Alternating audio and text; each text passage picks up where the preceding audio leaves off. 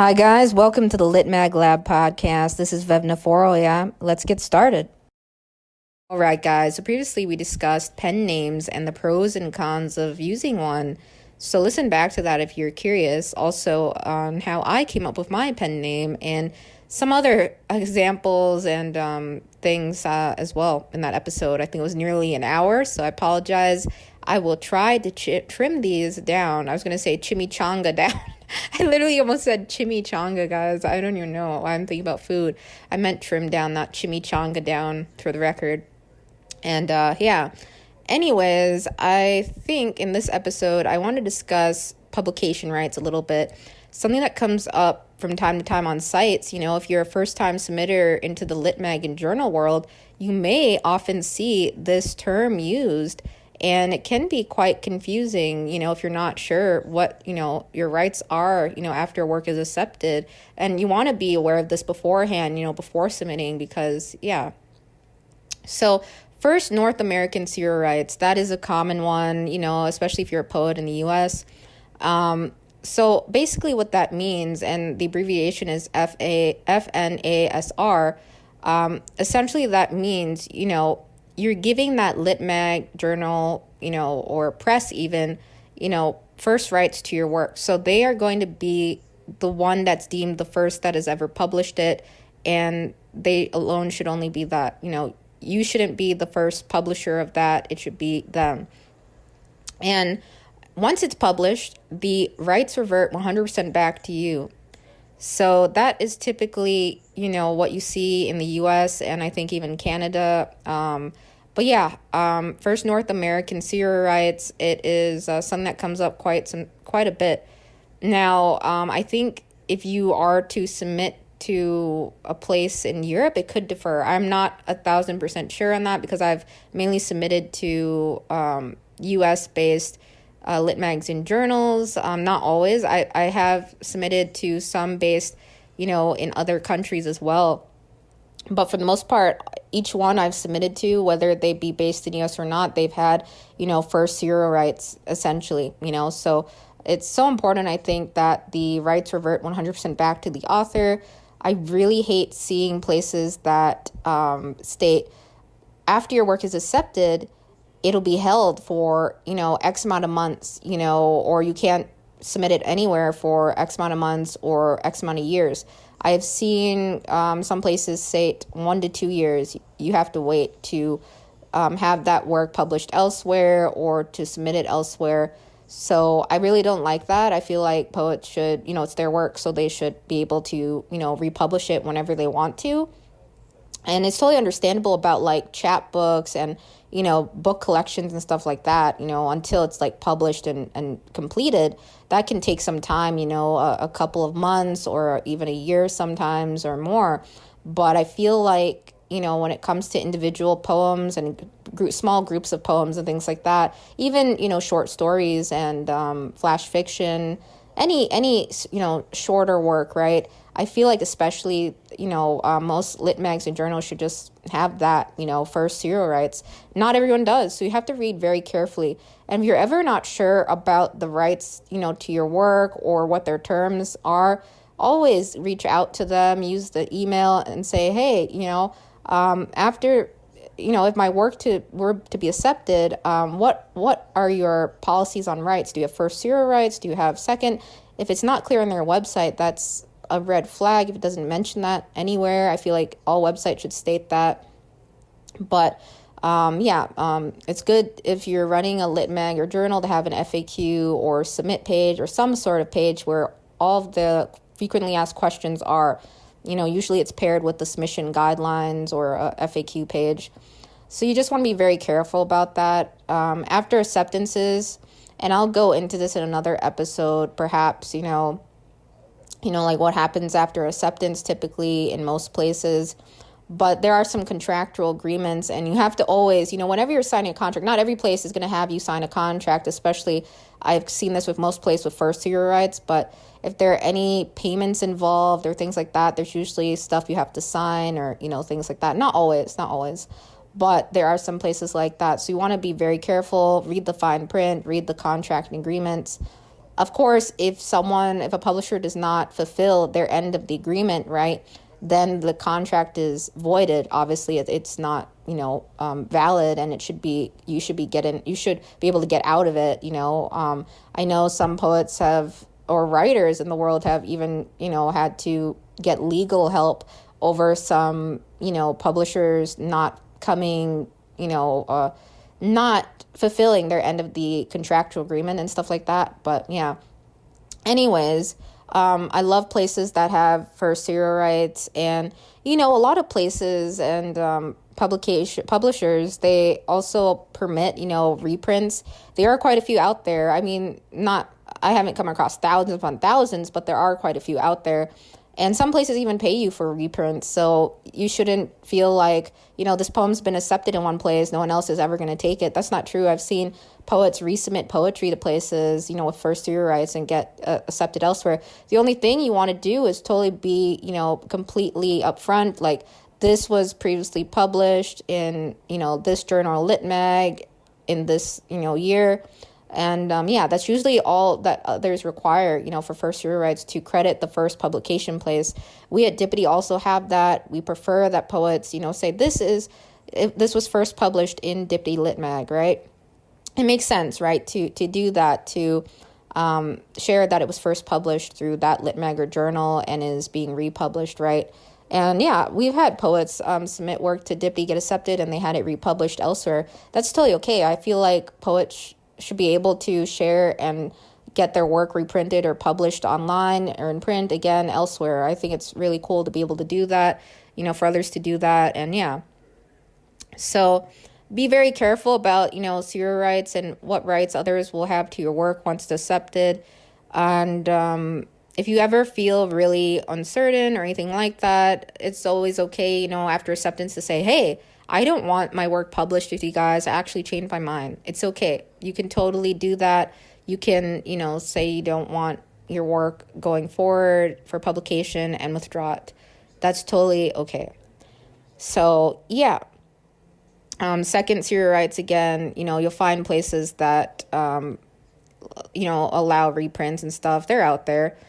So just be very careful about places that have exclusivity, I should say, meaning that they hold your poem and, it cannot be published anywhere else, right? I think there are some places that have that. There are probably some places out there that do not let you publish that poem anywhere else. It's like part of their, terms or whatever. I think that's messed up. If any place has that, I'm not a huge fan of that. There are some places that where you can give full ownership to the poem or work, to them for a, they usually pay you for that. I've seen poets sign some contractual agreements with royalties and things like that and other things of that nature. I don't have any experience with that, but all I'm saying is, be very careful with that. So, yeah, some places don't outright state that very clearly, so it's always good to ask, the type of serial rights you'll have, if your work is accepted, can you submit this elsewhere? Afterwards, is there a certain time frame that your work will be locked in with them, or is it, like after it's published right away, you can resubmit it elsewhere? I don't like having people's work or writers' work locked in agreements like that or hefty contracts. The only contracts we have at Dippity are, for example, are like with Dippity Press and like our, chapbooks. And that's important because, those oftentimes places will either have royalties or they will offer in a form of payment, copies, right? And yeah, so it's important. We're not able to facilitate payment at this time through Dippity or, Dippity Lit Mag or Dippity Press besides our contest. That's the only thing we've ever done, like a payment to one winner per round of each contest. And yeah, it was only $50, but still, that's the best I could do with the budget we had. And yeah, I again believe all writers should be paid for their work. So I had a poem accepted, for $50 myself once, and they didn't really have me sign anything. It was more so just facilitating, my payment information, to get the awarded amount, and that's it. And they honored that, and that was great. Some places do a poor job of honoring things, right? And so be very careful if you are ever required to sign anything. Always before signing something, ask. But usually a lot of places have been, very upfront about their terms and guidelines. There are some scammers out there, some things you want to be careful about. So it's best to, always take the time to read it over.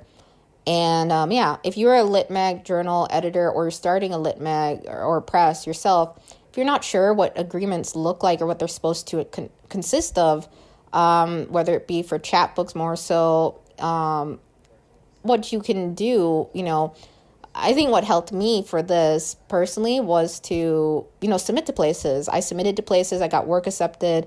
Then I sort of saw like what the wording was and things like that on some stuff. And also, through CLMP, the community lit mag journals and presses, they have a great community discussion. Oftentimes editors and founders of the lit magazine journals are totally willing to share examples of their contractual agreements and what they use, and you can share that as a template to build your own. And I think that's really nice. So there's benefits to that membership, being a part of that community, and to get the wording right. A lot of times you will see examples of agreements, on social media, others sharing news that they got it accepted, and I've seen that too.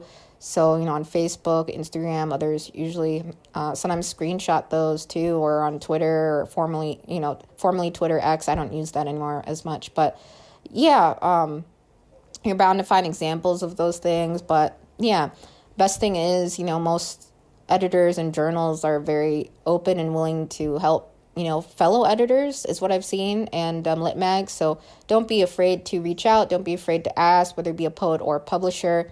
It's always important when it comes down to the rights to work. Of course, you have the copyright to your work and stuff like that, but there are some, fishy things out there, and some pop-up shops, right, in the lit mag and journal space, or, especially you have to be careful. And if someone is asking you to pay, that's a big red flag, right? Obviously, some places have you, they do discounts on additional copies or things like that, or if they can, and or there's a initial reader fee at most, but nothing further than that. So read very carefully what you're signing, and you typically, have to be just very cautious about that, right? So ask, read very carefully. That's it. For the most part, again, I've seen most places have verse serial rights, and that's very common. I think there are some places out there I came across definitely had like 6 months or 4 months even. You couldn't, have that poem published anywhere during that window, or even I've seen 1 year, 2 year. I've never seen a place say 3 or more years. Not thus far, but I've seen some poets have their work, essentially sold, like a poem that they got, I think essentially like royalties off of a poem, or its usage per se, through certain places. I don't remember what it was entailing. It could have been for a university or some, educational organization. That's what I recall. But so that's all. I just wanted to cover that really quick, and I hope that helps you. And always good thing to, check out the site guidelines, to comb over a website and look for that. If it's not visible, that's always concerning to me. At least some place on the website, it should be there. Not all places do that, and but always good to ask, the editor, or, if they have a help desk email or some contact box. So. P.S. guys, so, I mentioned ownership, but that's not what I really meant word choice wise. Again, there's like a way for artists, writers to license off their work and to collect royalties too, or to, allow others to use their poem and, get money from it, from that license, like a one-time awarded amount, and they license their work, and it can not be used anywhere else. Sometimes they have non-transferable licenses, stuff like that. So yeah, I've dealt with some things like that in terms of licensing agreements and stuff. And if you are ever working with artists more so than poetry, you might actually have to come up with a licensing agreement between you and the artist, for usage of the work in whether it be issues or on covers, things like that. So yeah, totally okay. Again, if you're not sure what any of that stuff looks like, I think, again, what helped me was seeing some examples that I came across online and, from fellow lit mags, journals, and presses. And I used that as foundation to create my own template and, for chapbooks at least and things like that. And again, most agreements aren't like 20, 30 pages long or anything like that. So yeah, just always consult, with someone if you're ever not sure, and preferably it be, other poets in the community. Quite a few, who've had acceptances are familiar with those, some agreements and the letters and things like that. But I think the CLMP community is a really great place, for lit mags and journal editors to, pick the brains of one another and to get insight on how that should be constructed. A lot of places are very willing to share, what theirs looks like and, exchange that information, because it can be tough, starting off on your own and, things like that. So yeah, always best to ask, when it comes to rights over your work and, reprints. I think it's cool that some places allow reprints. So whatever you do, even if you're not going to, let's say your poem gets accepted to, a lit mag or journal, if you decide you want to, republish that poem or self-publish it in a series after that, you'd probably, again, it's really good idea to always say, with first year rights, this was originally published by, the name of the lit mag and followed by the year or the issue it was in. So yeah, it's just something to do. It's respectful to do that as well, to honor that, with the first publisher. And it's just a small line, beneath the poem, or you could put it towards the end of the book too, if you're going to republish it and stuff, just somewhere acknowledgments and stuff, just someplace visible, where others can see that where it was originally published first. And yeah, with royalties, it's usually, chapbooks. I've seen that with poets getting royalties off their work. Not all places have that because, they don't have the, financial capability to do so budget-wise. And so I've seen a lot of places personally close down because of royalties, not being able to keep up with them. So, if you're going to start off with a small press or create one on your own, I would suggest offering another form of payment, a couple copies, a certain number of copies for each poet, and some places throw in as a bonus, past copies of published chapbooks too. So you can do things like that. I have seen places offer like advances or like a one-time awarded amount, for each accepted chapbook, but for most part, there are a few places out there that totally do royalties and give, writers a payment, for the amount of sales for the year or after X amount of time. So yeah, they're out there. It's just, it is, I've seen very tough for some places to honor that, royalty payments and stuff, and usually the moment a payment is missed or it's continued to be missed or things like that, there is trouble for that press, right? They face lawsuits, they have to get closed down. So you want to be very careful what you put in your agreement letters, and vice versa. You want to be careful as a poet or writer what you're signing, and so just keep that all in mind. And honestly, I haven't run into a ton of problems with that or anything like that. More so, I think, I have seen some things online and some chatter and stuff. So, Yeah, but for the most part, again, a lot of places have first year rights, so you can, again, always read that on the site, and if you can't find it, ask. Yeah, but yeah. I think in the next episode, we might cover like some things that happen after an acceptance, like on the editor's side, or we might do a future episode on Substacks, because that's coming up quite a bit, Substacks and my thoughts on Substacks. So we'll see which one I go with. Either or, I'll try to do both episodes. So that's all I wanted to add, and take care. I got under 20 minutes, guys, here. Under 20 minutes, looks like, or under 25. That's great. We'll try shorter episodes and see if that is better for you guys, but I want to cover as much as possible, of course. So, yeah, take care, guys.